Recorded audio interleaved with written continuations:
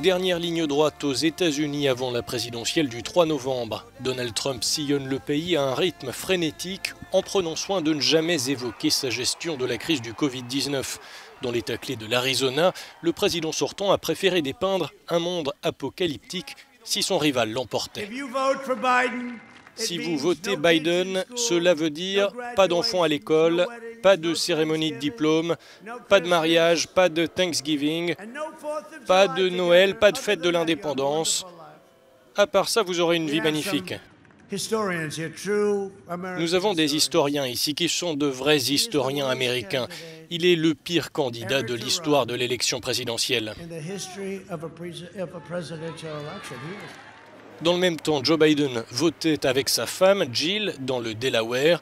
Il a attaqué le bilan du milliardaire à la tête du pays le plus endeuillé par le virus qui devait, selon ce dernier, disparaître, je cite, comme par miracle. Même si je gagne, il faudra beaucoup de travail pour mettre fin à cette pandémie. Moi, je ne fais pas campagne sur la fausse promesse de mettre fin à cette pandémie en appuyant sur un bouton. Mais ce que je peux vous promettre, c'est ceci. Nous commencerons dès le premier jour à faire les bonnes choses. Nous laisserons la science guider nos décisions.